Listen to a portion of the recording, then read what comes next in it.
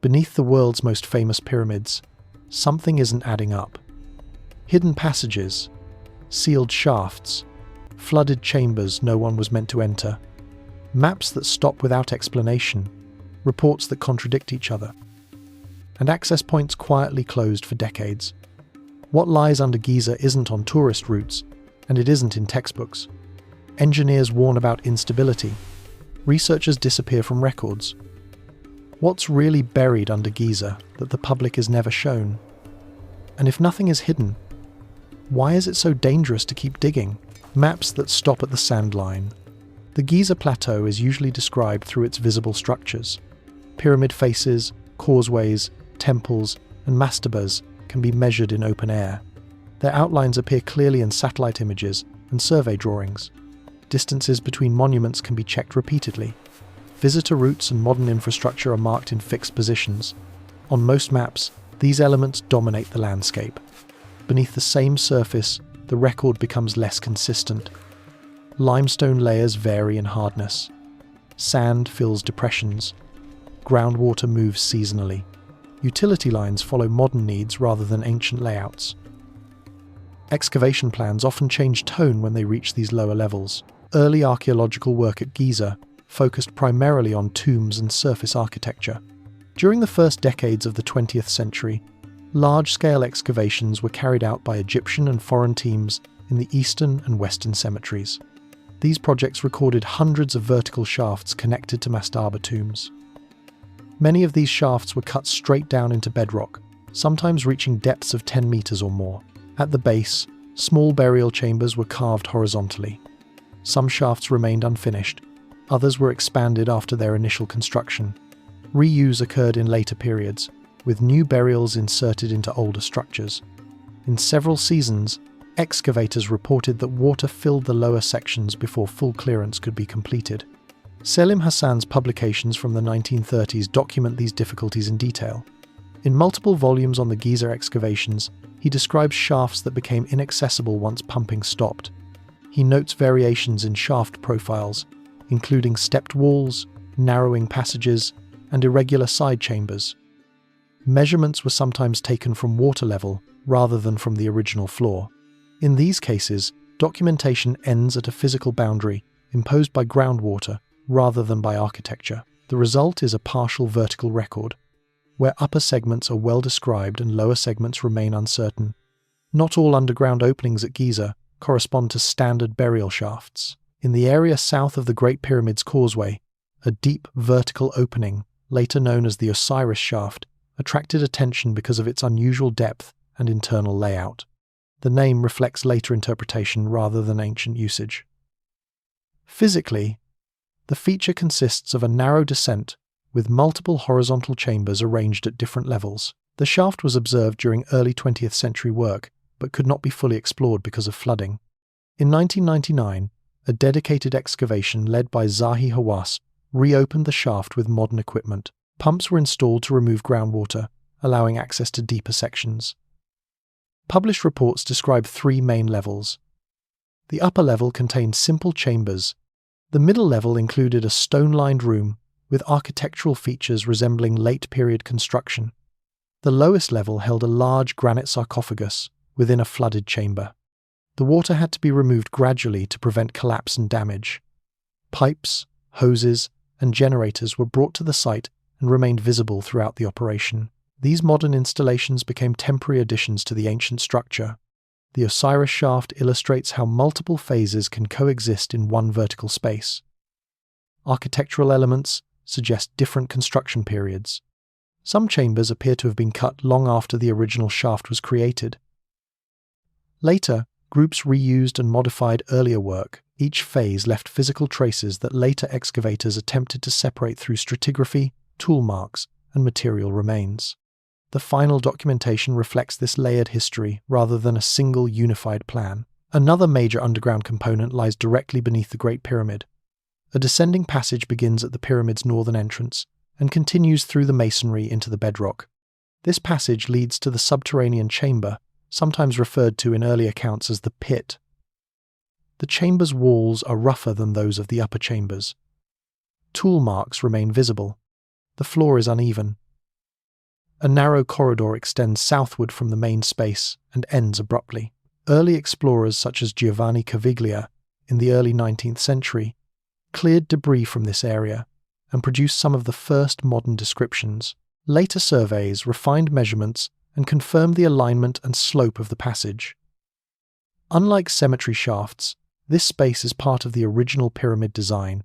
Its angles and dimensions correspond to other internal corridors. It represents intentional engineering rather than later intrusion. This distinction is important because underground spaces at Giza belong to different functional categories. Some were designed as integral parts of royal monuments, others served as burial access routes for private individuals. Still others resulted from later activities such as looting, quarrying, conservation work, and modern exploration. All of these appear below ground level, but they were created for different reasons and under different conditions. The word tunnel is often applied broadly to these features. In technical reports, more specific terms are used. Shafts describe vertical cuts. Galleries indicate elongated spaces with structural reinforcement.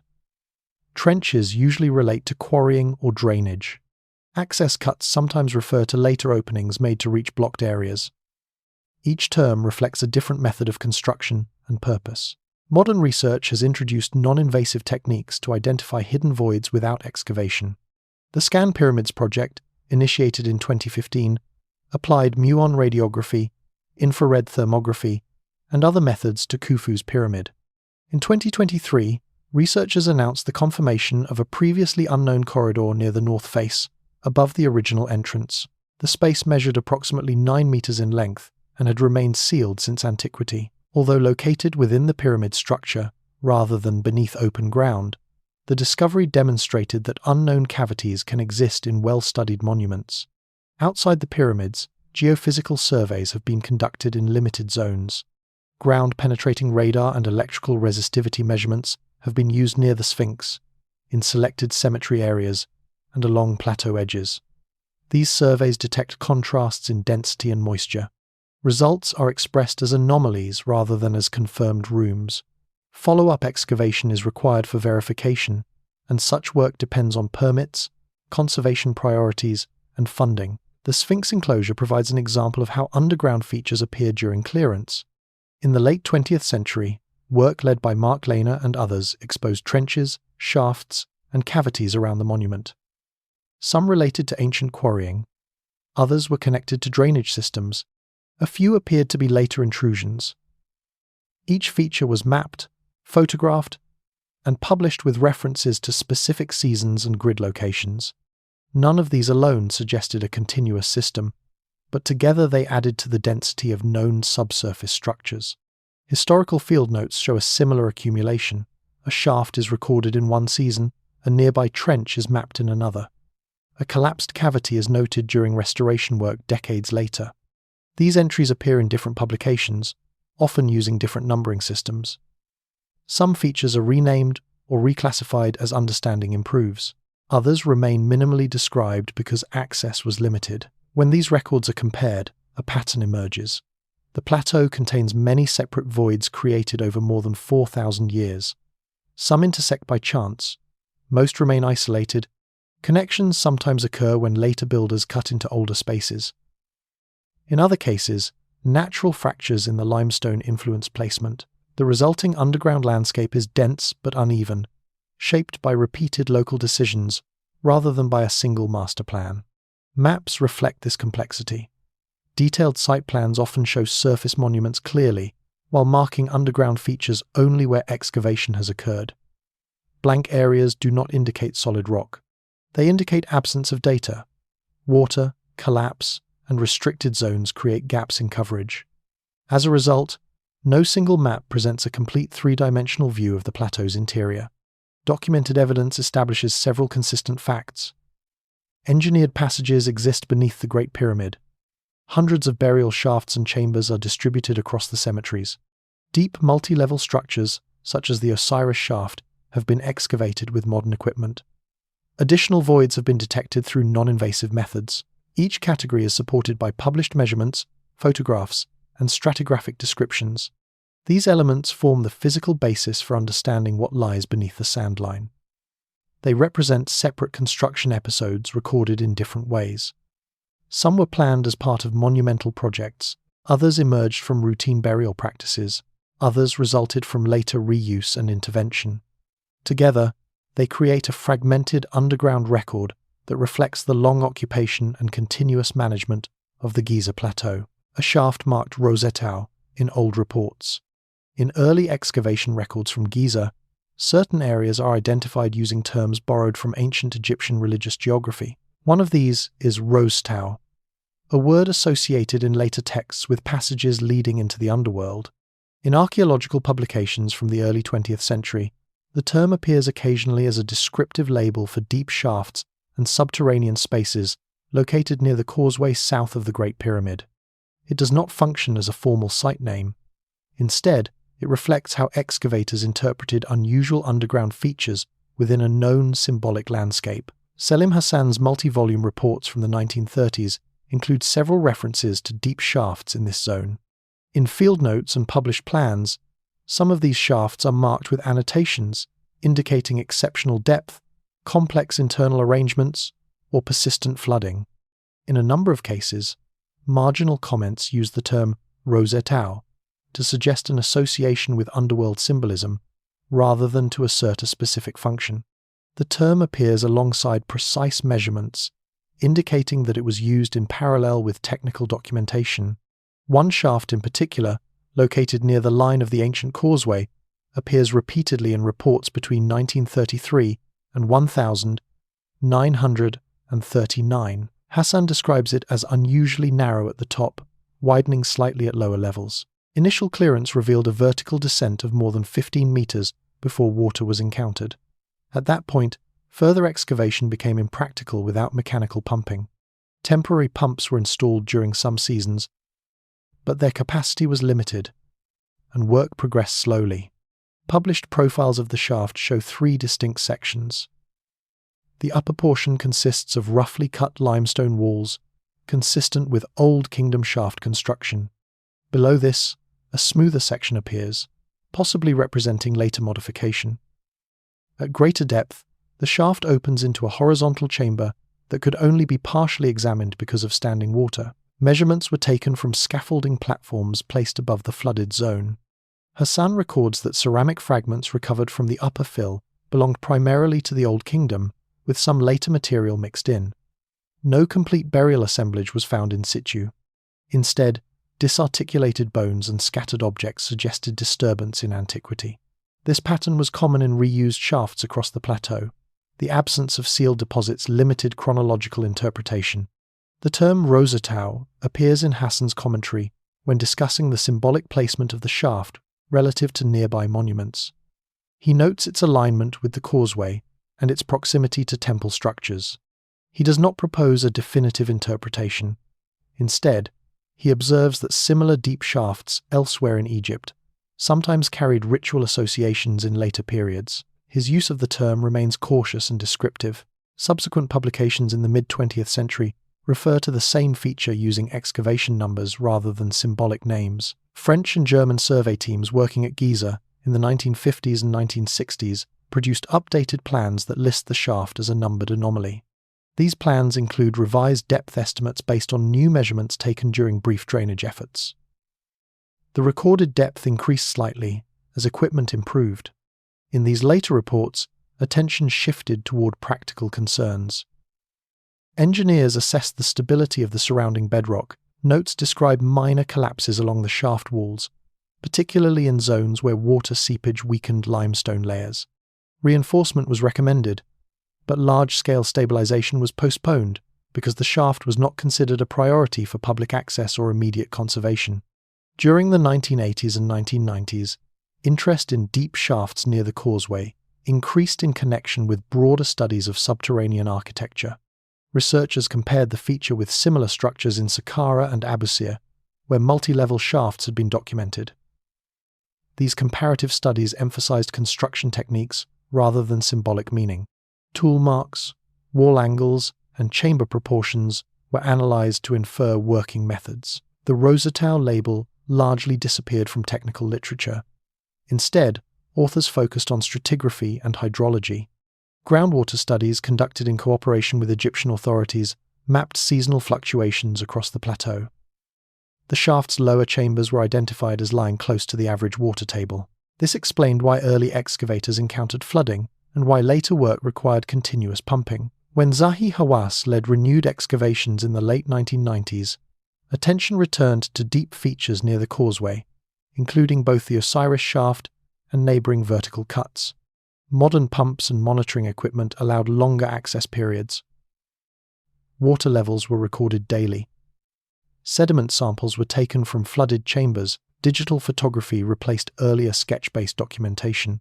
Reports from this period note that the shaft previously associated with Rose Tau terminology shared several characteristics with the Osiris shaft, including multiple construction phases and evidence of later reuse. However, no direct connection between the two structures was identified.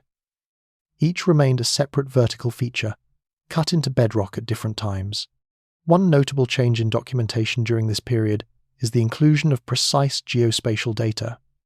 Coordinates were recorded using GPS and tied to surface monuments. This allowed underground features to be plotted more accurately in relation to temples, causeways, and enclosure walls. The shaft's position was shown to align closely with known Old Kingdom infrastructure, suggesting intentional placement rather than random excavation. Despite improved access, the lowest chamber of the shaft remained difficult to study. Water infiltration continued even with pumping. Engineers reported that complete drainage would require extensive infrastructure, including permanent drainage channels. Such measures were considered incompatible with conservation policies. As a result, documentation of the lowest level remained partial. Artifacts recovered from intermediate levels were catalogued and stored. These included fragments of limestone vessels, small faience pieces, and degraded wood remains. None provided decisive evidence for a specific ritual function. Most were consistent with secondary use and disturbance. Radiocarbon testing was not pursued because of contamination risks. Archival correspondence between Egyptian authorities and foreign research institutions shows ongoing discussion about whether further excavation should be attempted. Concerns included structural stability, visitor safety, and resource allocation. The shaft was classified as a low-priority research target compared to more accessible monuments. This classification influenced funding decisions and field schedules. By the early 2000s, references to Rose Tau survived mainly in historical reviews and discussions of early terminology. Modern sitemaps list the feature by number and depth. Its symbolic label is treated as part of the intellectual history of Giza research rather than as an interpretive claim. The documentation history of this shaft illustrates how descriptive language evolves alongside methodology. Early excavators combined measurement with cultural reference. Later researchers emphasized engineering and environmental data. Each phase added information while also imposing limits shaped by available tools and institutional priorities. What remains is a layered record. Depth profiles from the 1930s coexist with digital plans from the 1990s. Handwritten notes about flooding appear beside modern hydrological charts. Interpretive terms appear and disappear as standards change. The shaft itself, partially submerged and structurally complex, continues to exist largely as a documented object rather than as a fully accessible space. The physical reality of the feature has changed little since its first clearance. Water still rises into lower chambers. Walls still show mixed tool marks. Fill deposits still reflect repeated disturbance. Its presence in the scholarly record is defined less by what has been uncovered than by what has been recorded and re-recorded under changing conditions. Passages beneath the Great Pyramid's bedrock core. The interior of the Great Pyramid has been examined more frequently than any other structure on the Giza Plateau. From the early medieval period onward, travelers, officials, and explorers recorded attempts to enter and navigate its internal spaces. These efforts produced a continuous documentary record extending from Arabic chronicles to modern engineering surveys. Among the earliest surviving accounts are those attributed to Al-Ma'mun's workers in the 9th century, who opened an artificial entrance through the pyramid's masonry. Later descriptions by European visitors in the 17th and 18th centuries added measurements and sketches based on direct observation. Systematic study of the pyramid's lower passages began in the early 19th century. Giovanni Battista Caviglia conducted extended clearing work between 1816 and 1819 under the patronage of Henry Salt. His teams removed debris from the descending passage and from the subterranean chamber at its lower end. Caviglia recorded slope angles, passage widths, and chamber dimensions using measuring rods and plumb lines. His notes describe large quantities of rubble, sand, and bat guano, which had accumulated over centuries of restricted airflow and intermittent human access. The descending passage begins at the original entrance on the north face, approximately 17 meters above ground level. It slopes downward at an angle of about 26 degrees and continues through the pyramid's core masonry before entering the natural limestone bedrock. This transition is visible in both texture and color. The upper portion consists of carefully dressed limestone blocks. The lower portion shows irregular surfaces and tool marks characteristic of quarrying within native rock. 19th century observers noted this change repeatedly. John Shea Perring, working with Colonel Howard Weiss in the 1830s, described the bedrock section as less finished and uneven in surface. Weiss's publications include cross-sections illustrating where masonry ends and natural rock begins. These drawings establish the basic layout, still used in modern reference works. At the base of the descending passage lies the subterranean chamber. The chamber measures approximately 14 meters in length and 8 meters in width, with an irregular ceiling and floor. Its walls lack the polished surfaces seen in the king's and queen's chambers. Instead, tool marks remain visible. Some surfaces appear only partially leveled. Early explorers interpreted this roughness as evidence of unfinished work. From the south wall of the chamber, a narrow horizontal corridor extends for about 16 meters. It terminates abruptly without reaching another known space. This corridor was first cleared in detail during the 19th century. Perring and Weiss reported difficulty navigating it because of low ceilings and loose debris. Later surveys confirmed its dimensions and alignment.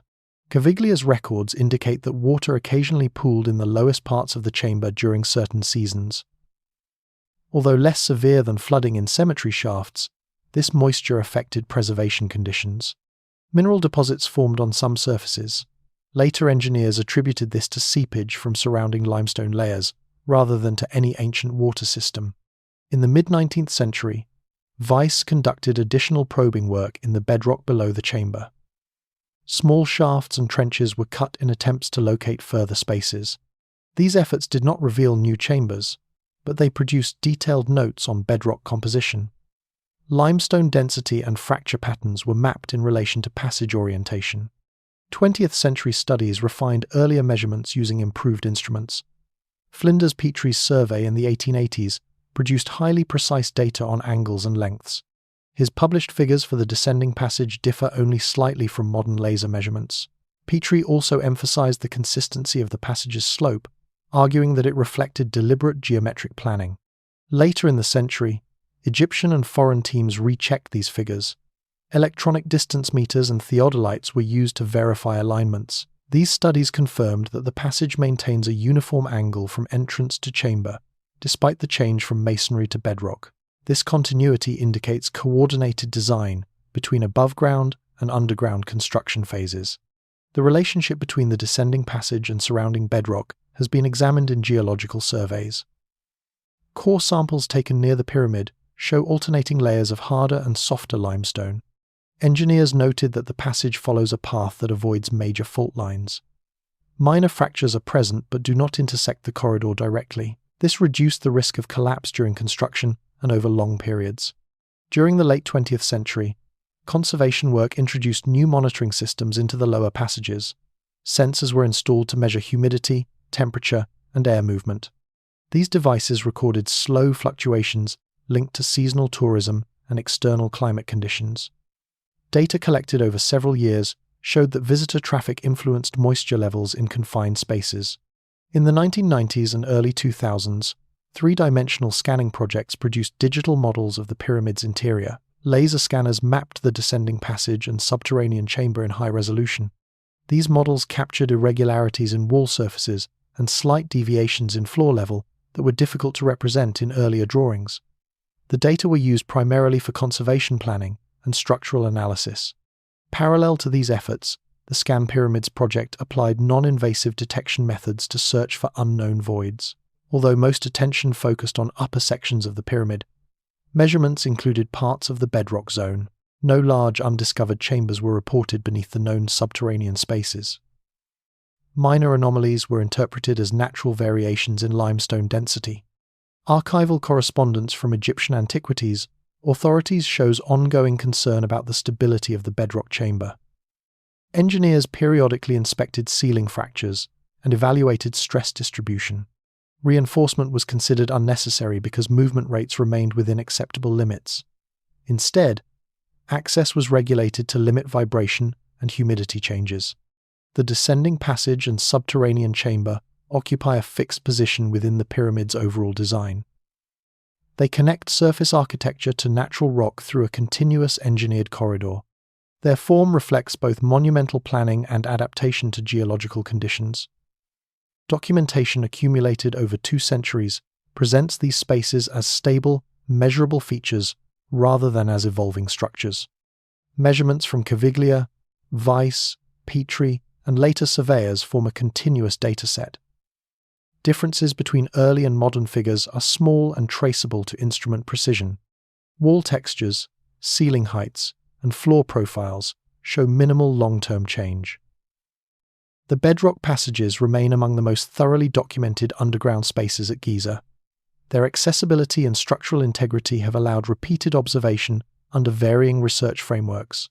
As a result, they serve as reference points against which other subterranean features are compared: water tables, pumps, and interrupted excavations. Groundwater has been a constant factor in underground work at Giza since the beginning of systematic excavation. The plateau rests on limestone formations that retain and transmit water from the Nile Valley and surrounding agricultural zones. Seasonal irrigation, urban expansion, and changes in river management have altered subsurface moisture levels over time. As a result, many shafts and chambers lie close to or below the average water table, making permanent drainage difficult. Early excavators encountered this problem repeatedly. In reports from the first decades of the 20th century, flooded shafts appear as routine obstacles rather than exceptional events. Selim Hassan records multiple cases in which clearance stopped when water reached knee height, waist height, or higher. Manual bailing and temporary buckets were sometimes used, but these methods were slow and limited in effect. Work schedules were often adjusted to coincide with drier months, when groundwater levels dropped slightly. Hassan's field diaries from the 1930s include daily notes on pumping operations. Small gasoline-powered pumps were brought to certain sites, especially in the cemetery areas and near the causeway. These machines were prone to mechanical failure and required frequent maintenance. Fuel shortages and transport delays sometimes halted pumping for days. During these interruptions, water levels rose again, undoing previous progress. In some seasons, excavation teams constructed temporary drainage channels leading away from open shafts. Shallow trenches were cut to guide surface runoff and seepage toward lower ground. These measures reduced inflow during rainfall but had little effect on deeper infiltration through limestone layers. Reports describe walls continuing to sweat moisture even in dry weather. Photographs from the 1930s and 1940s show wooden platforms and rope systems installed above flooded shafts. Workers stood on these structures to take measurements and remove sediment from submerged areas. Illumination was provided by oil lamps and early electric generators. Visibility was poor, and precise documentation under these conditions was difficult. Many depth estimates from this period are marked as approximate. Hydrological surveys conducted in the mid-20th century provided more systematic data. Egyptian engineers mapped groundwater contours across the plateau in connection with urban planning projects in nearby Giza. These studies showed that water levels varied by several meters between seasons and across short horizontal distances. Low-lying zones near the village edge exhibited consistently higher saturation. By the 1960s, larger electric pumps became available. These were deployed selectively in high-priority excavations. French and Polish missions working in the cemetery areas reported improved access to lower chambers after prolonged pumping campaigns. However, maintaining dry conditions required continuous operation. When power was interrupted, flooding returned within hours. The excavation of the Osiris shaft in 1999 represents one of the most intensive pumping efforts at Giza. Multiple industrial pumps were installed, operating around the clock. Hoses discharged water into temporary drainage basins away from sensitive structures. Engineers monitored pressure changes in surrounding rock to detect potential instability. Daily logs recorded pump output, water depth, and sediment movement. Despite these measures, full drainage proved temporary. After the excavation season ended and pumps were removed, groundwater gradually refilled the lower chambers. Subsequent inspections confirmed that water levels returned close to their previous averages. Permanent dewatering was considered impractical because of cost, environmental impact, and conservation policy. Groundwater also affects material preservation. Organic remains, such as wood and textiles, deteriorate rapidly in saturated environments. Metal objects corrode. Limestone surfaces develop mineral crusts. Excavators working in flooded contexts often encountered heavily degraded artifacts, limiting their interpretive value. Conservation teams sometimes stabilized objects on site before removal. Interruptions caused by water influenced excavation strategies. In many cases, teams prioritized upper levels of shafts and chambers, where conditions were drier and safer. Lower sections were documented briefly and then sealed. This selective access shaped the archaeological record, creating detailed information for some zones and sparse data for others. Administrative correspondence from the Supreme Council of Antiquities in the late 20th century reflects growing concern about hydrological impact. Reports link rising groundwater levels to increased irrigation in surrounding farmland and leakage from urban infrastructure. Mitigation projects, including regional drainage systems, were discussed in planning documents, though implementation was uneven. Modern monitoring programs now track groundwater fluctuations using piezometers installed at selected locations. Data are transmitted to central databases and reviewed periodically. These records show gradual long-term trends, as well as short-term responses to rainfall and Nile water management. Researchers use this information to schedule excavation and maintenance work. Non-invasive survey methods have also been adapted to account for moisture. Ground-penetrating radar performance decreases in saturated soils, leading to distorted readings. Electrical resistivity surveys require calibration against known water levels. Technical reports include correction factors and uncertainty ranges linked to hydrological conditions. In some cases, groundwater has preserved rather than damaged structures. Saturated sediments can limit oxygen exposure, slowing decay of certain materials. However, this effect is inconsistent and difficult to predict. Conservation planning, therefore, assumes water exposure as a risk factor rather than a protective one. Interrupted excavations appear frequently in Giza's archival record. Season reports include phrases such as work suspended, area closed, and access impossible due to flooding. These interruptions are not anomalies but standard elements of fieldwork history. They explain why some shafts were reopened decades after initial discovery and why others remain only partially explored. Engineering assessments emphasize that complete control of groundwater across the plateau is unrealistic. The site's size, geological complexity, and urban context limit intervention. Instead, management focuses on localized solutions tailored to specific monuments and research projects. The cumulative effect of these constraints is a fragmented underground record. Some chambers have been studied repeatedly under controlled conditions. Others are known only from brief observations made during short dry periods. Water levels continue to define the practical boundaries of investigation. Mapping without full access. Survey work at Giza has always been shaped by uneven physical access. Surface monuments can be measured repeatedly and from multiple angles. Underground features are reached only through narrow openings, unstable shafts, or controlled entrances. Many are accessible for short periods before water, debris, or safety concerns require closure. As a result, maps of subsurface spaces are built from intermittent observations rather than continuous exposure. Early mapping relied on hand measurement and visual estimation. In the late 19th century, Flinders Petrie produced some of the first systematic plans of the Giza Plateau. His work focused mainly on visible architecture, but he also included underground passages where access was possible. Petrie used measuring tapes, compasses, and plumb bobs. In confined spaces, assistants relayed measurements verbally. Sketches were later converted into scaled drawings in camp offices. John Shea Perring and Howard Weiss applied similar methods in the 1830s. Their publications include cross-sections showing the descending passages of the Great Pyramid and the position of the subterranean chamber. These diagrams were constructed from sequential measurements taken along narrow corridors. Errors accumulated where visibility was limited or where floor levels were uneven. Later surveys corrected some of these deviations but retained the general layout. In cemetery areas, mapping posed different problems. Shafts often descended vertically for several meters before opening into small chambers. Early teams lowered measuring rods and weighted cords to estimate depth. Horizontal dimensions were recorded by placing boards across openings and measuring from them. In flooded shafts, depth was sometimes inferred from water pressure and pump output rather than direct observation. During the first half of the 20th century, excavation reports increasingly included standardized plans. Selim Hassan's volumes contained detailed drawings of mastabas, shafts, and chambers. These were produced by trained draftsmen working alongside excavation crews.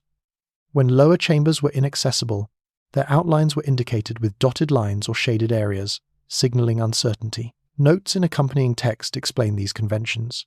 Aerial photography introduced new reference points in the 1920s and 1930s. Photographs taken from balloons and later from aircraft allowed surface features to be mapped with greater accuracy. Underground features were then plotted relative to this framework. Their positions were estimated by measuring horizontal offsets from known surface markers. This method improved overall alignment, but depended on precise shaft entrance locations. By the 1960s, photogrammetry and improved surveying instruments were introduced. Theodolites and electronic distance meters reduced angular and distance errors. Fixed benchmarks were installed across the plateau. Underground points were tied to these benchmarks through vertical shafts and stairways. Surveyors recorded chains of measurements, linking chambers to surface grids. Even with these tools, incomplete access remained a limiting factor. Many chambers were mapped only once, during brief dry periods. Subsequent flooding prevented verification. In some cases, early sketches remained the only records of certain spaces. When later teams attempted to revisit these areas, they found entrances collapsed or blocked by conservation measures. The development of digital mapping in the late 20th century changed documentation practices. Total stations and GPS receivers allowed precise surface mapping. Underground coordinates were integrated into geographic information systems.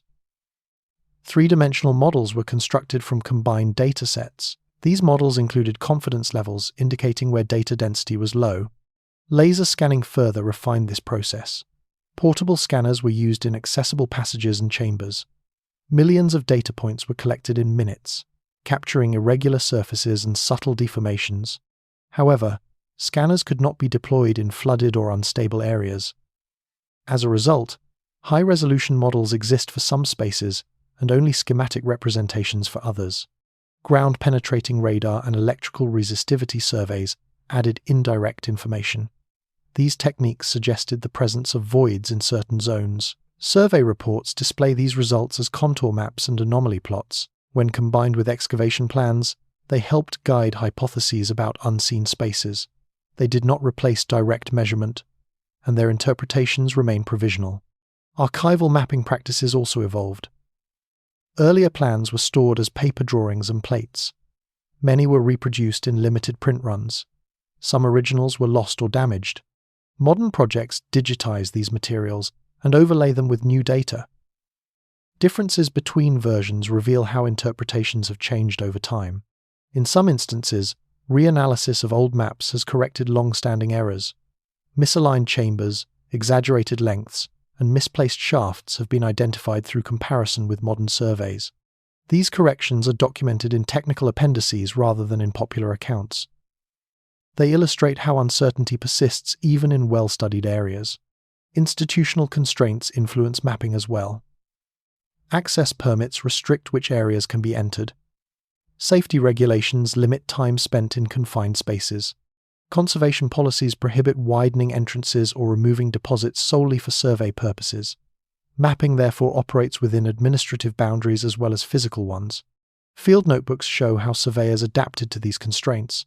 Margins contain notes such as partly flooded, unsafe sealing, or entry blocked.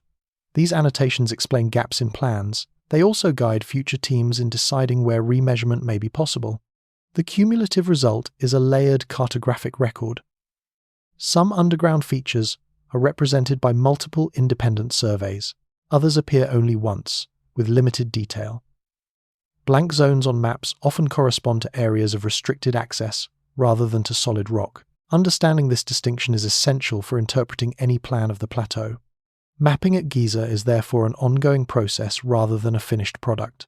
Each generation adds new measurements while relying on inherited data. Improvements in technology reduce some uncertainties and reveal others. The underground landscape remains partially known, defined by the intersection of physical limits, technical capacity, and institutional practice. Isolated chambers and accidental connections. Most underground spaces at Giza were created as independent units. Burial shafts were cut for individual tombs. Pyramid passages were laid out according to fixed internal plans. Quarry cuts followed local stone quality. Each operation responded to immediate needs, rather than to a long-term underground layout. As a result, the majority of chambers and corridors remained physically separate from one another. Excavation reports from the early 20th century frequently emphasize this separation. Selim Hassan describes numerous cases in which adjacent shafts descended only a few meters apart without intersecting. In the Western Cemetery, clusters of mastabas contain dozens of vertical cuts arranged in close proximity. Despite this density, most terminate in self-contained burial chambers. Their builders adjusted positions to avoid earlier features, indicating awareness of existing underground space. However, not all separations were maintained. In some instances, later excavators or ancient builders unintentionally breached older chambers. These intersections appear in field records as unexpected openings encountered during clearance. Notes describe sudden changes in air movement, falling debris, or visible cavities appearing in shaft walls. Work was usually halted while supervisors assessed stability. One documented example comes from Hassan's 1935 season near Mastaba G 2100. While clearing a shaft, workers exposed a thin limestone wall that collapsed under light pressure, revealing an adjacent chamber. The chamber belonged to an earlier burial that had been sealed and forgotten. Hassan recorded the dimensions of both spaces and noted differences in construction technique. The two units were subsequently mapped as connected, although the connection was accidental. Similar cases appear in reports from the Eastern Cemetery. In several shafts, lateral chambers cut during the Old Kingdom intersected with later Site period modifications. Tool marks and masonry styles allowed archaeologists to distinguish phases. In some cases, builders intentionally reused existing cavities, enlarging them rather than starting new excavations. In others, contact occurred without apparent planning. Natural fractures in limestone also played a role. Geological surveys show that the plateau contains networks of joints and fissures. These weaknesses influenced excavation paths. When workers followed softer layers, they sometimes reached pre-existing voids. Such encounters were more common at greater depths, where pressure and moisture widened fractures over time. Mid-20th century engineers documented several instances where water movement enlarged these natural openings. In flooded shafts, slow erosion widened cracks, eventually linking neighboring cavities. These processes occurred gradually and were detectable only through long-term observation. Reports note subtle increases in chamber size over decades in water-affected zones. During the excavation of the Osiris shaft in 1999, surveyors encountered minor lateral openings leading into small, previously unrecorded cavities. These spaces contained no significant artifacts. They were interpreted as either abandoned work faces or naturally enlarged pockets. Their connection to the main shaft was narrow and irregular, suggesting secondary formation rather than original design. Accidental connections also resulted from modern exploration. 19th century probing shafts cut by Weiss and his team occasionally intersected earlier features. In some cases, these artificial cuts remain visible as scars in chamber walls. Later archaeologists documented them to avoid confusion with ancient construction. Field documentation treats such intersections cautiously. Plans distinguish between primary passages and secondary breaches. Notes specify whether connections were intentional, reused, or accidental. This distinction affects interpretation of site organization and construction sequences. In some cases, accidental openings led to further investigation. When a new cavity was revealed, teams sometimes expanded the breach to allow entry. This practice was more common in earlier periods, when conservation standards were less restrictive. 20th century regulations limited enlargement unless structural safety could be assured. One example from the 1950s involves a shaft near the Sphinx enclosure. During drainage work, a collapsed section exposed a small chamber containing debris and animal bones. The chamber was mapped and sealed without further excavation because of instability. Later surveys recorded its position but did not reopen it. Archival photographs illustrate the irregular nature of these connections. Openings often appear jagged, with broken stone and uneven edges. Unlike formal doorways or corridors, they lack symmetry and finishing. This visual evidence supports their classification as unintended features. Comparative studies with other Old Kingdom sites show similar patterns. At Saqqara and Dashur, densely packed cemeteries also contain intersecting shafts and reused chambers. Researchers use these parallels to contextualize Giza's underground complexity. The phenomenon reflects practical constraints rather than unique planning strategies. Accidental connections complicate mapping and interpretation. When two spaces intersect, it can be difficult to reconstruct original layouts. Later modifications obscure earlier boundaries. Excavators rely on stratigraphy, masonry styles, and artifact distribution to disentangle sequences. These intersections also affect conservation. Connected cavities allow air and moisture to circulate between spaces. This can accelerate deterioration. Engineers sometimes seal secondary openings to restore environmental stability. Records document such interventions, including dates and materials used. The cumulative documentation indicates that underground isolation was the norm, but not absolute.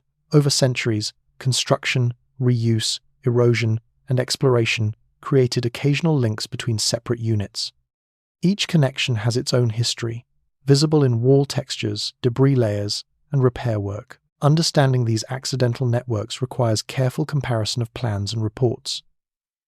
No single excavation season reveals the full pattern. Instead, connections become apparent through accumulated observation and revision. The underground landscape emerges as a composite of intended design and unintended interaction, later reuse, looting routes, and secondary access. Across more than 4,000 years, underground spaces at Giza have been entered under very different circumstances. Some visits were organized by state authorities, others were carried out quietly and without record. Many involved only small groups working with simple tools. These repeated entries altered the physical form of shafts and chambers in ways that can still be observed. Walls were cut through, floors were disturbed, and original closures were removed or bypassed. Over time, these actions produced alternative routes that existed alongside primary construction. Archaeological evidence indicates that reuse began relatively early. Some Old Kingdom burial shafts contain material dating to the First Intermediate Period and Middle Kingdom. In these cases, later users reopened original entrances or cut small openings through chamber walls. The new routes were typically narrow and asymmetrical. Their dimensions correspond to crawling or crouching movement rather than formal passage design. Excavation records show that reuse was often motivated by convenience. When an existing shaft was already open, it was easier to adapt it than to excavate a new one. In densely built cemetery areas, later builders sometimes created short connecting tunnels between neighboring tombs. These allowed access to multiple chambers from a single entry point. Such tunnels lack regular geometry and frequently follow weak zones in the limestone. Systematic looting represents another major phase of secondary modification. Tomb robbery is documented in administrative papyri from the New Kingdom, where officials investigated theft from royal and private burials. At Giza, physical evidence confirms that many tombs were disturbed in antiquity. Broken ceiling stones, scattered human remains, and empty niches appear in numerous chambers. Looting tunnels differ from reuse passages in several respects. They are usually cut quickly, and with minimal concern for stability. Walls are uneven, and ceilings often show collapse scars. Tool marks are shallow and inconsistent. In some areas of the Western Cemetery, Hassan recorded clusters of shafts linked by such tunnels, suggesting coordinated activity over extended periods. Some looting routes were reused repeatedly. A breach made in one period might remain open and serve later intruders. Over time, these openings widened through use and erosion. In a few cases, temporary wooden supports or stone reinforcements were added, indicating prolonged exploitation of a particular access path. During the Greco-Roman period, certain underground chambers appear to have been used for non-funerary purposes. Pottery fragments, ash layers, and soot stains suggest temporary occupation or storage. These chambers were typically those closest to the surface and easiest to reach. Their reuse reflects changing relationships between the necropolis and nearby settlements. Medieval activity left further traces. Arabic historical sources describe efforts to enter pyramids and tombs in search of treasure. Smaller-scale operations targeted cemetery shafts and accessible chambers. Some of these activities involved widening older entrances or cutting through thin partitions between spaces. These modifications are visible as irregular openings that lack ancient finishing. 19th century exploration introduced another layer of secondary access. Early investigators focused on reaching unknown spaces and removing debris. In doing so, they often dismantled ancient blocking systems. Weiss's probing shafts beneath the Great Pyramid and Caviglia's extensive clearances created new routes that remain part of the internal circulation system today. Field reports from this period describe intentional breaches made to test for hidden chambers. These cuts were usually narrow and direct. Later archaeologists documented them to avoid misinterpreting them as ancient features. In several chambers, modern scars are still visible in wall surfaces. 20th century archaeological practice sought to reduce further alteration, but new access routes continued to be created for research and conservation. Ventilation shafts, inspection openings, and reinforced stairways were installed in selected locations. These additions were carefully recorded in site plans and marked as modern interventions. Stratigraphic evidence provides the main basis for reconstructing sequences of reuse and intrusion. Fill deposits within secondary tunnels often contain layered mixtures of sand, limestone chips, organic material, and artifact fragments. Changes in sediment color and texture correspond to different disturbance phases. Pottery typology and radiocarbon samples sometimes allow approximate dating.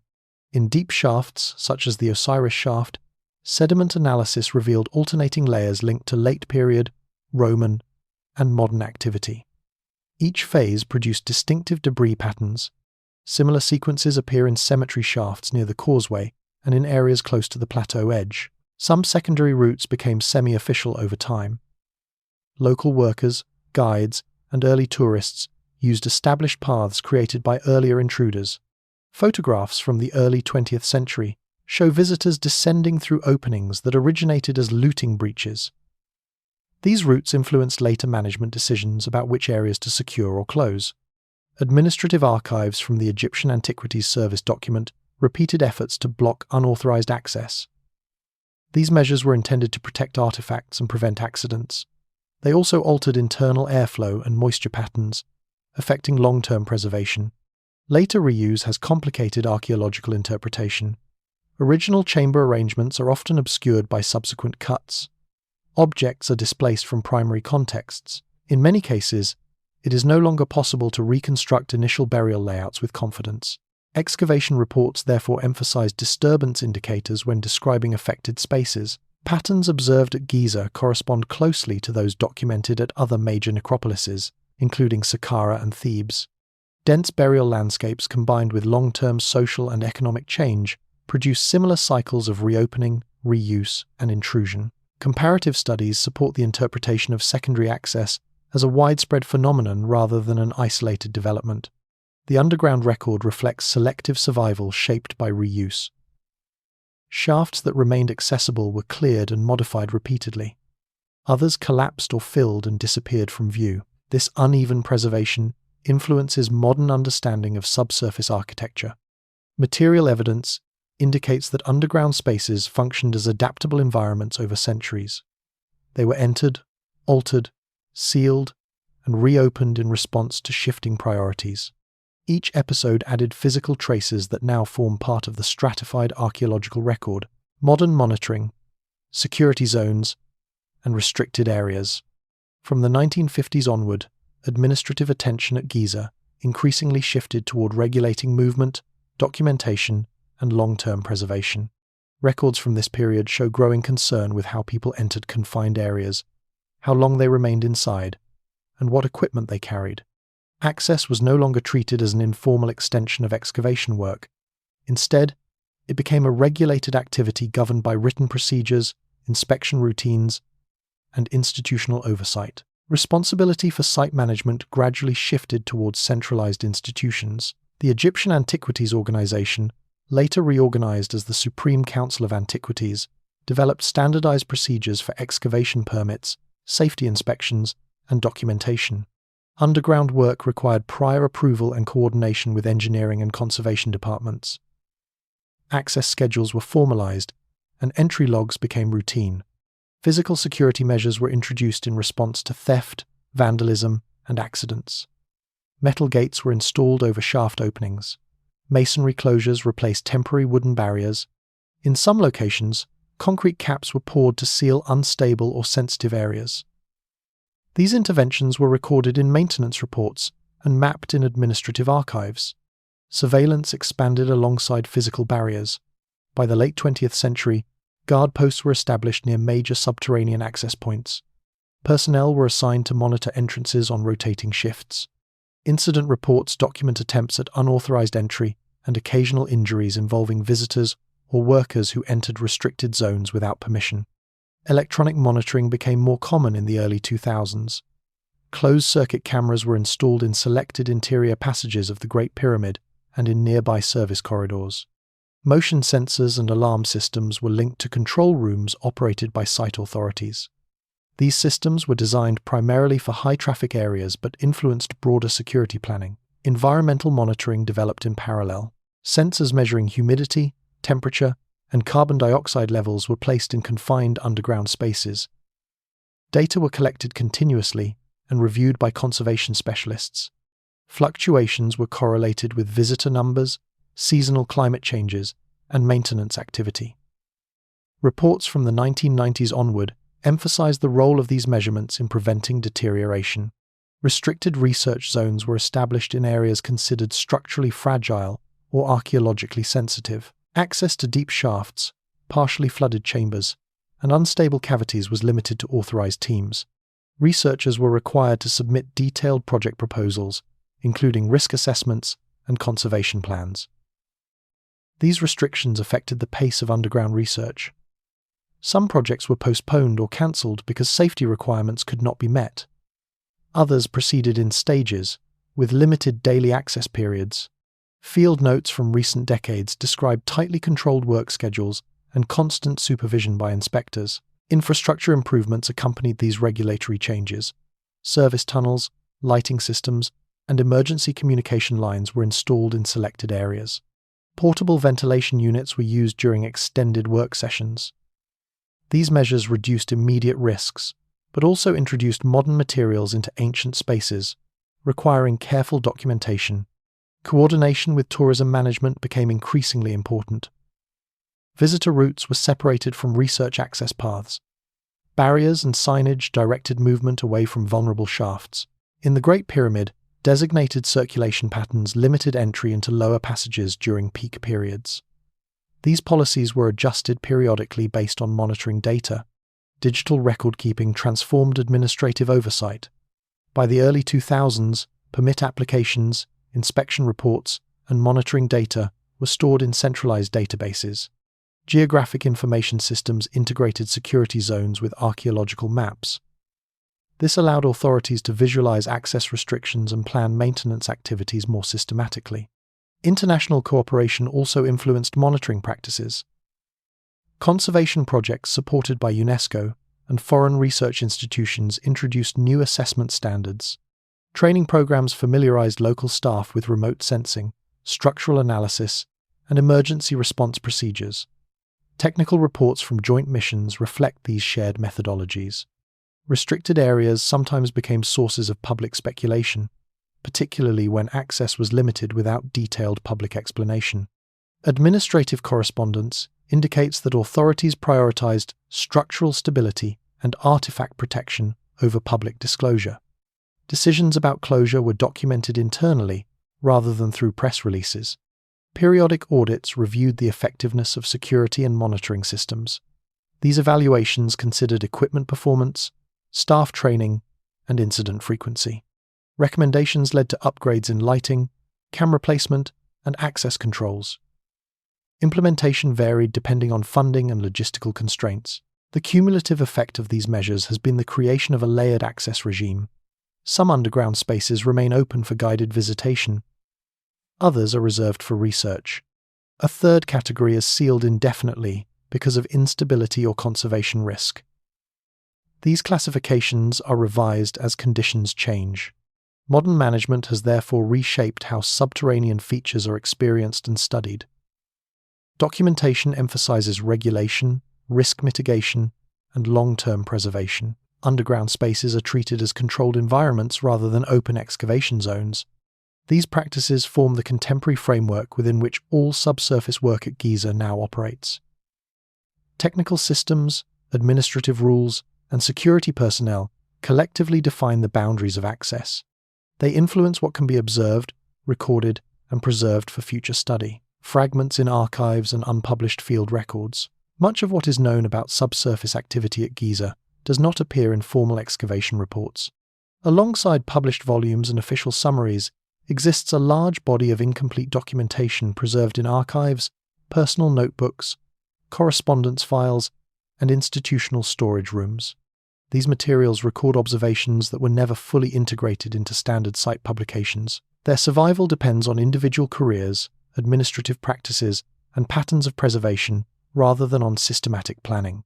Early 20th century excavations generated extensive handwritten records. Supervisors, foremen, and draftsmen maintained daily journals noting weather conditions, workforce numbers, equipment problems, and unexpected discoveries. Many of these notebooks remained in private possession after field seasons ended. Some were donated to museums or universities. Others were dispersed through family estates or lost entirely. As a result, published reports often represent only a portion of the original documentation. Selim Hassan's official volumes provide detailed summaries of his work, but archival material associated with his expeditions contains additional sketches, measurement tables, and draft maps that were never printed. Correspondence between Hassan and officials in Cairo discusses shafts that were examined briefly and then abandoned because of flooding or instability. These features appear only as marginal notes in surviving files. Foreign missions operating at Giza followed similar practices.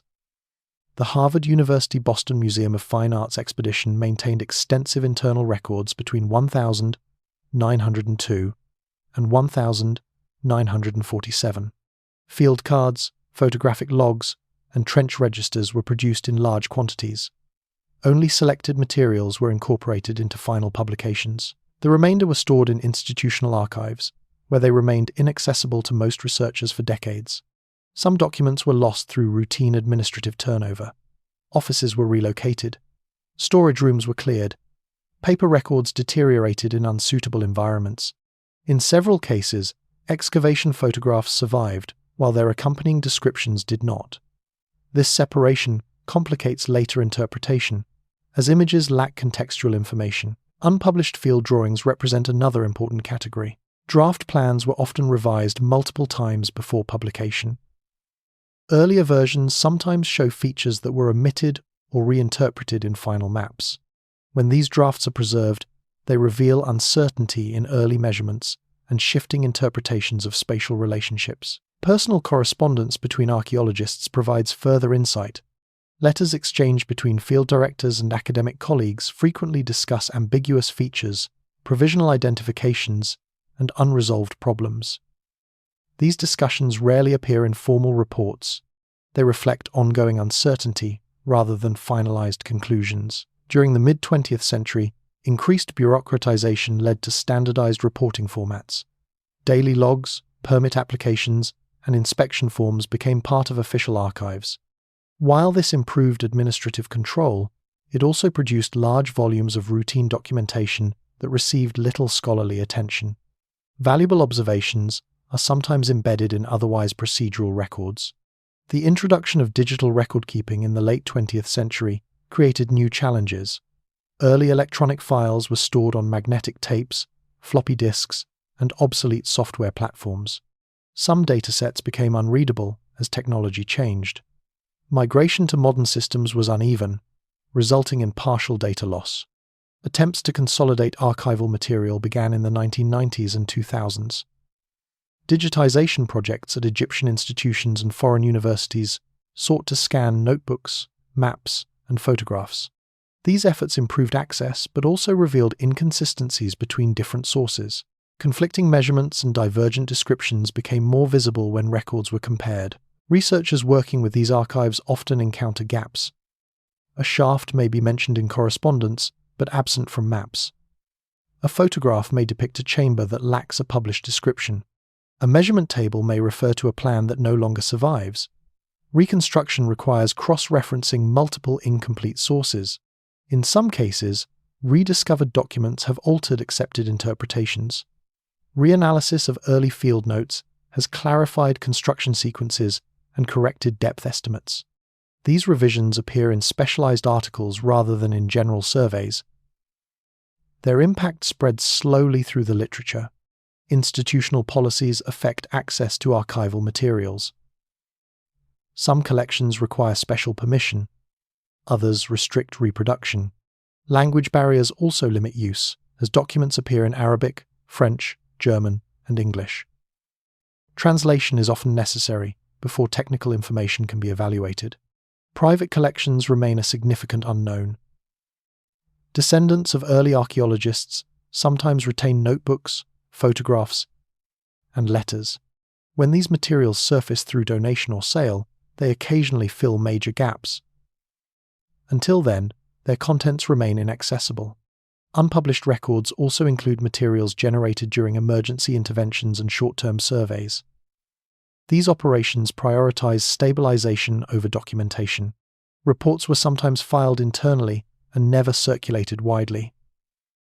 Their existence is known only through administrative references. The fragmented nature of this documentary record shapes current understanding.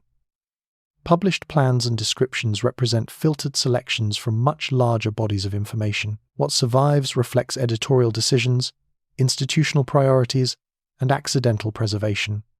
Work with archival fragments therefore forms a central part of modern research at Giza. Scholars compare printed reports with handwritten notes, photographs, and correspondence to reconstruct past investigations. This process does not produce complete certainty. Instead, it generates layered interpretations based on partial evidence. The surviving archives preserve traces of observation, measurement, and interpretation accumulated over more than a century. They document not only physical features, but also changing research practices. Through these scattered records, earlier stages of investigation continue to influence present knowledge, seismic studies, structural stress, and long-term stability. Concerns about structural movement at Giza began to appear in technical reports during the mid-20th century. Earlier investigators focused primarily on excavation and documentation. By the 1950s, engineers and conservation specialists increasingly examined how vibration, ground movement, and material fatigue affected large stone monuments and surrounding bedrock. These studies developed in response to urban expansion, increased traffic, and growing visitor numbers. Initial assessments relied on visual inspection and manual measurement. Surveyors placed reference markers on walls, ceilings, and floors. Distances between fixed points were recorded at regular intervals. Small changes were interpreted as indicators of settling or stress.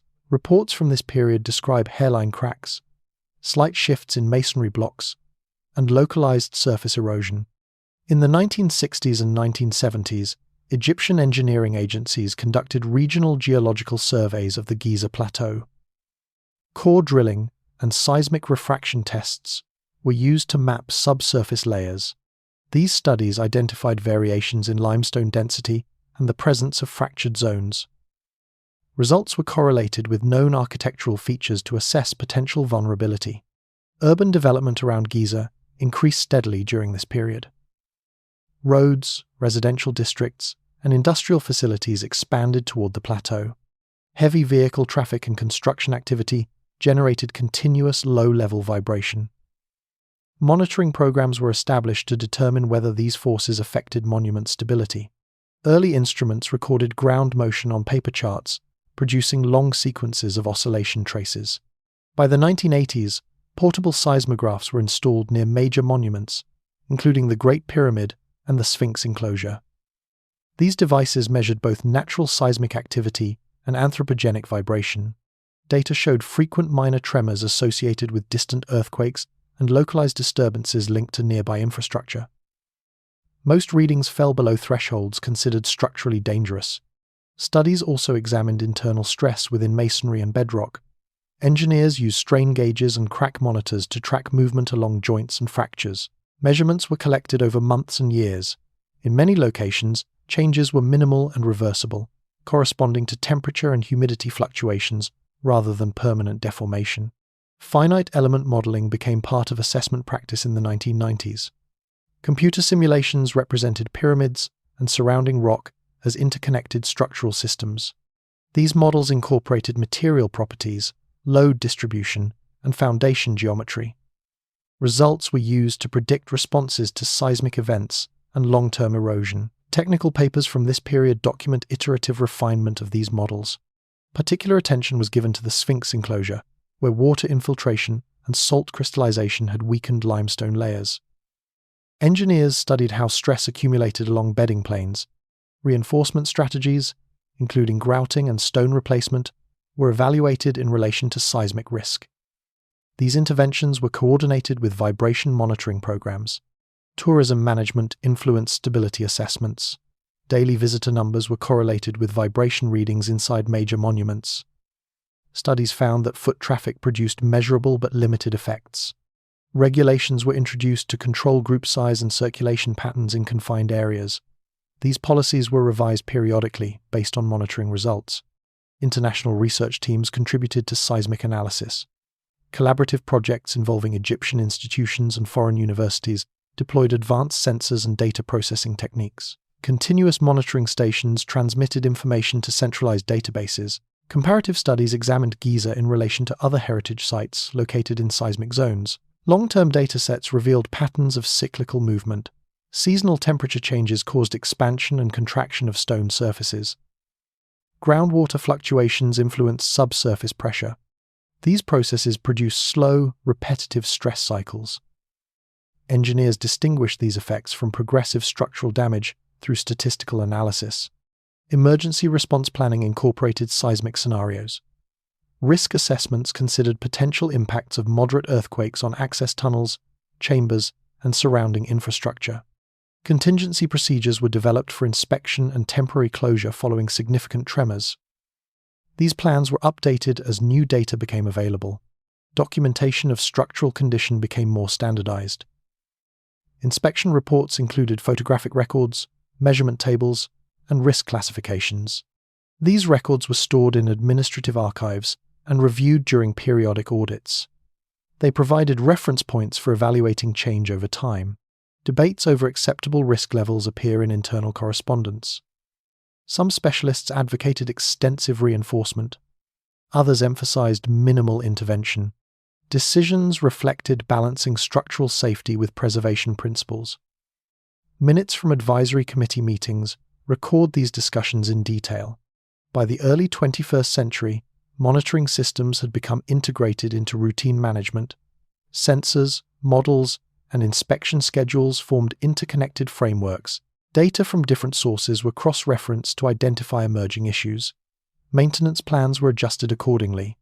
The accumulated evidence indicates that large-scale instability has not been observed under current conditions.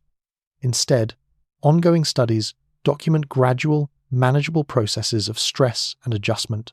Continued observation remains central to long-term preservation strategies. Public narratives, media reports, and misinterpretation. Information about Giza has circulated widely outside academic institutions since the 19th century.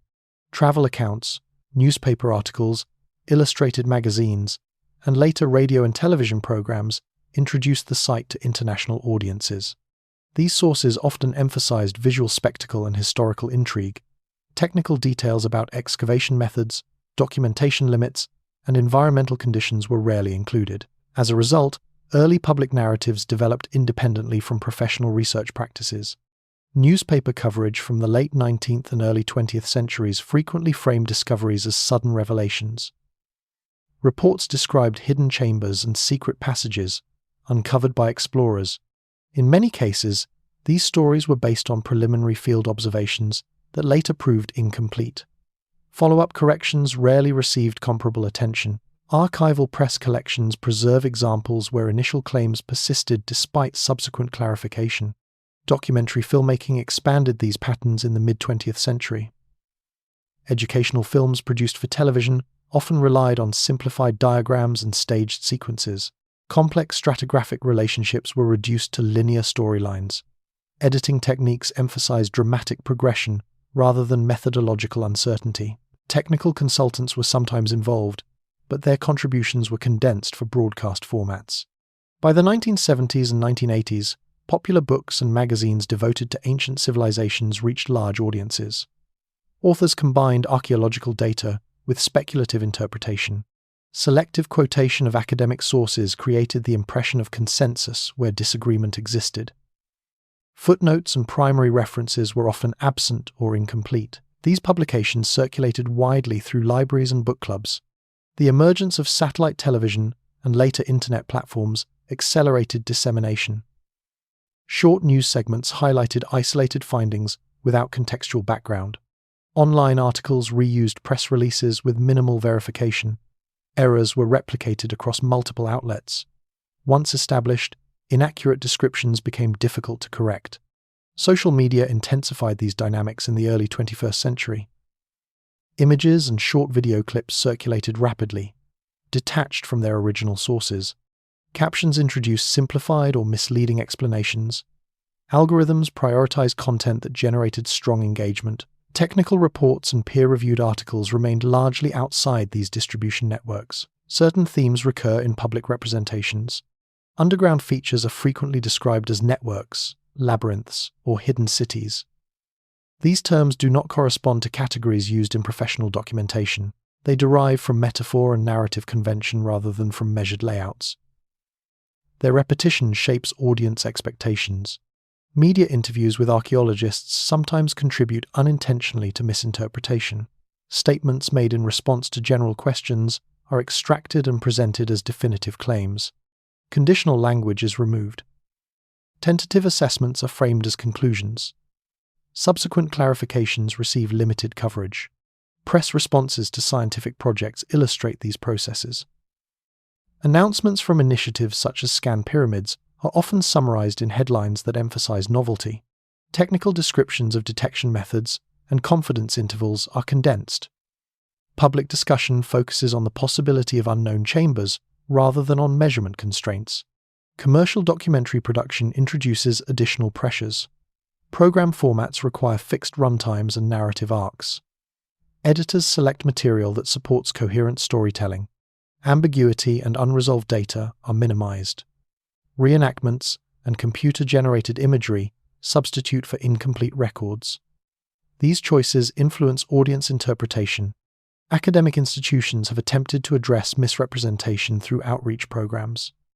Museums, universities, and heritage authorities publish explanatory materials and host public lectures. These efforts provide context but reach smaller audiences than mass media. Their impact is gradual and uneven. Internal correspondence within heritage agencies shows awareness of these challenges. Officials discuss responses to inaccurate reports and consider strategies for public communication. Decisions balance transparency with the risk of encouraging unauthorized exploration. In some cases, information is withheld to prevent misuse. Language translation also affects interpretation. Reports produced in Arabic, French, or German are summarized in English-language media.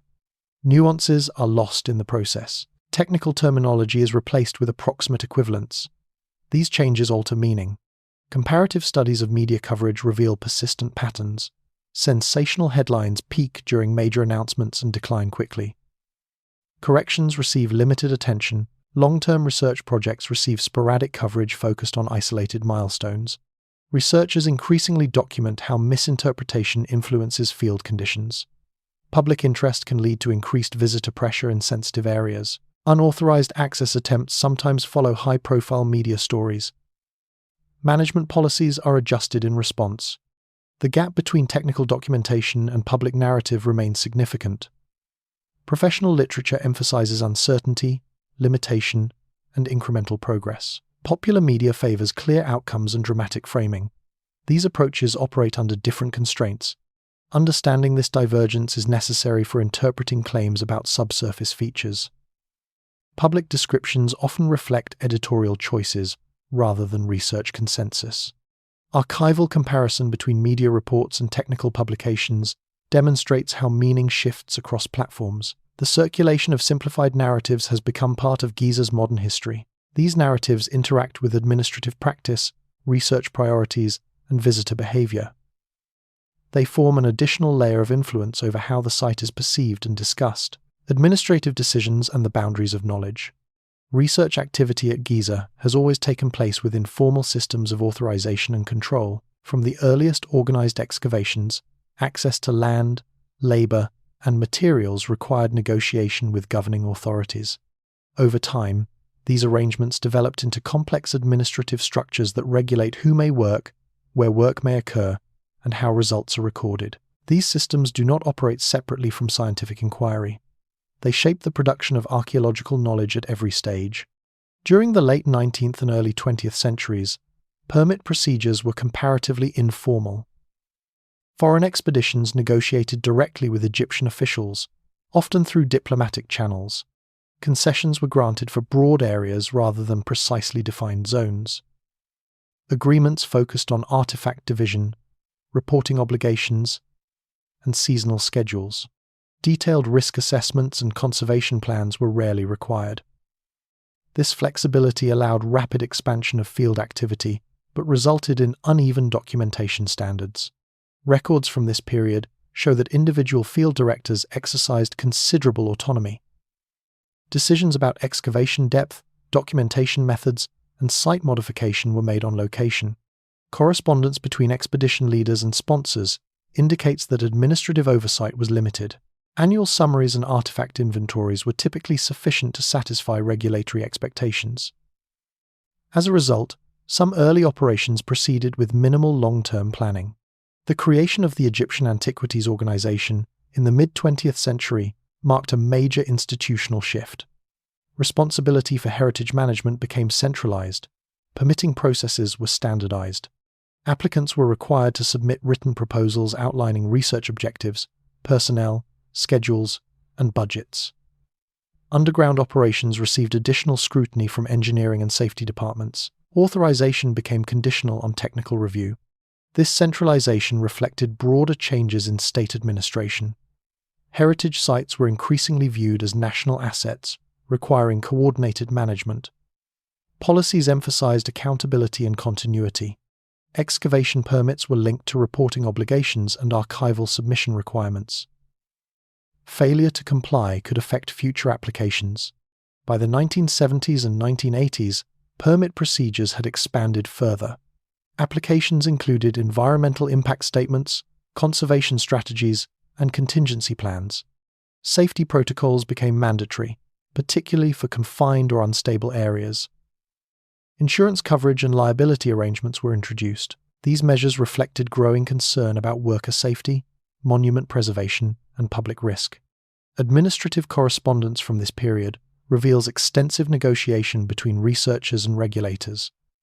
Project proposals were revised multiple times in response to technical objections. Depth limits, access routes, and equipment specifications were subject to approval.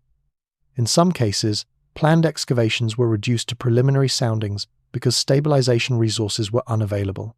Funding considerations played a central role in these decisions.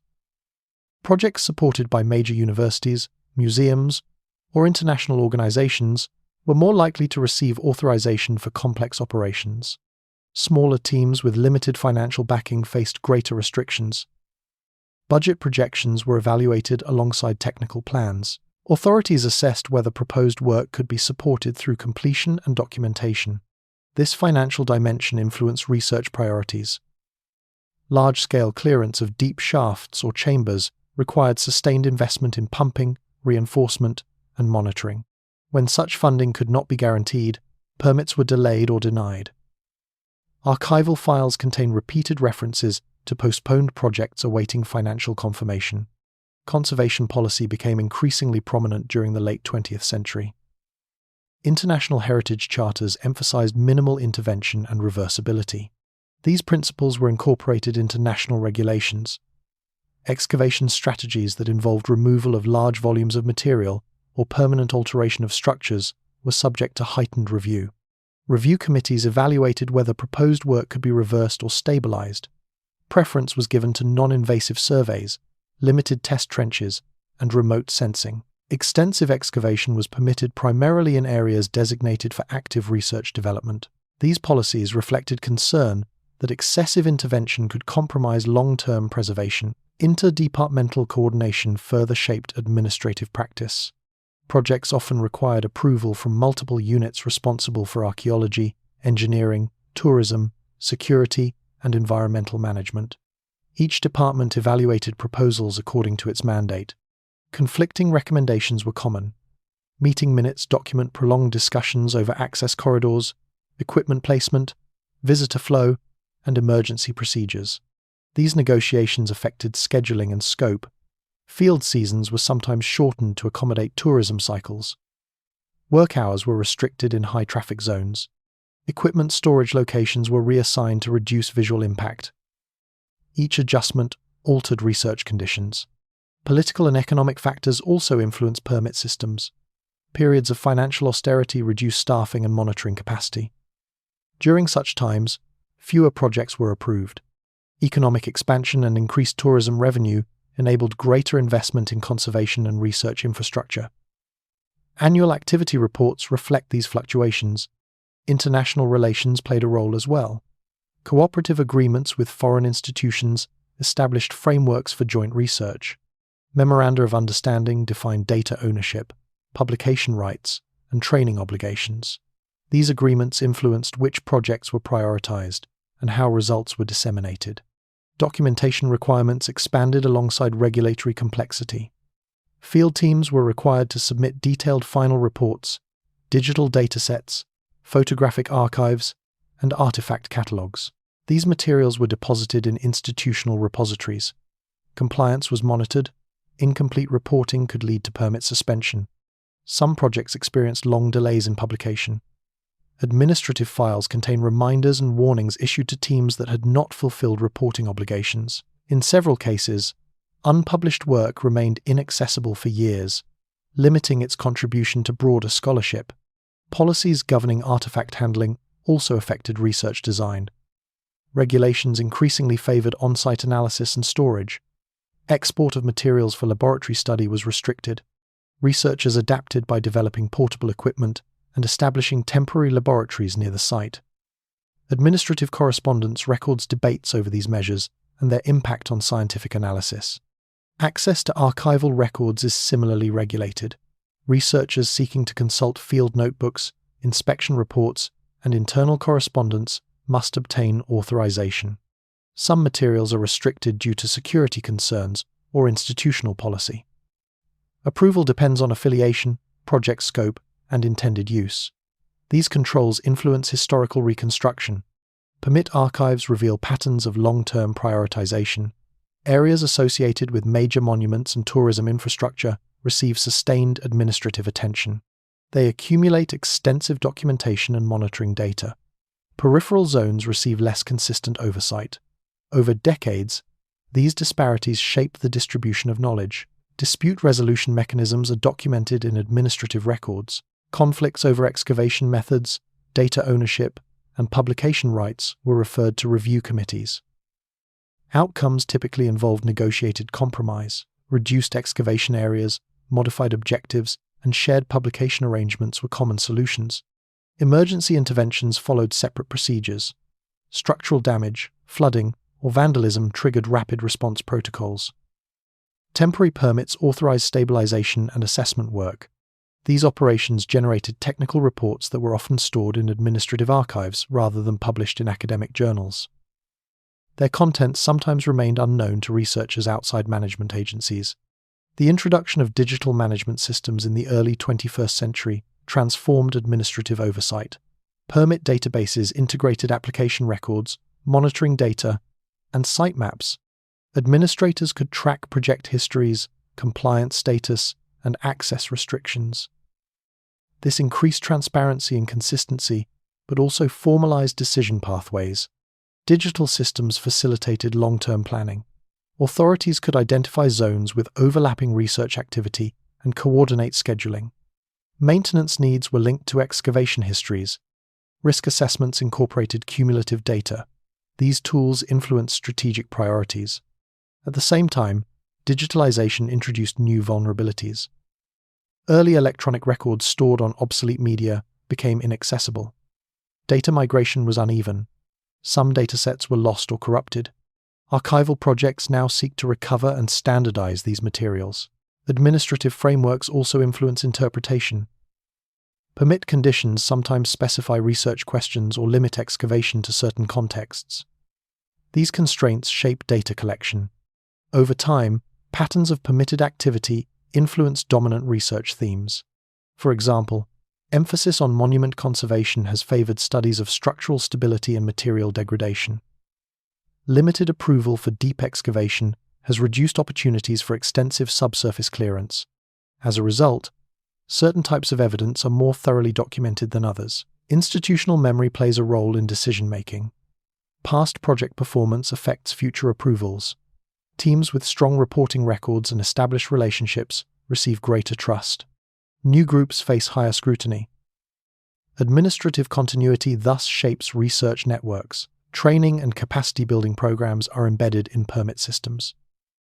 Cooperative projects often include provisions for local staff training and student participation. These requirements influence project design and scheduling. They also affect long-term research capacity. Public accountability has become more prominent in recent decades. Authorities respond to media attention, international scrutiny, and public interest. Decisions about permits and closures are influenced by reputational considerations. Internal correspondence reflects concern about public perception following high-profile announcements. In some cases, administrative caution has limited disclosure. Information about sensitive areas is restricted to prevent unauthorized access. This protects physical integrity but also limits independent verification. The balance between transparency and security remains a recurring issue. Long-term planning documents illustrate strategic priorities. Management plans outline zones for research, conservation, and tourism. These plans guide permit decisions over extended periods. They reflect assessments of risk, value, and resource availability. Comparative analysis shows that similar administrative dynamics operate at other major heritage sites. Dense regulation is characteristic of heavily visited monuments. Giza's frameworks align with international practice while retaining national specificity. The cumulative effect of these systems is the creation of structured boundaries around inquiry. These boundaries are legal, financial, technical, and institutional. They define where investigation is possible, how long it can continue, and what forms it may take. Some subsurface features have been studied repeatedly because permits were granted consistently.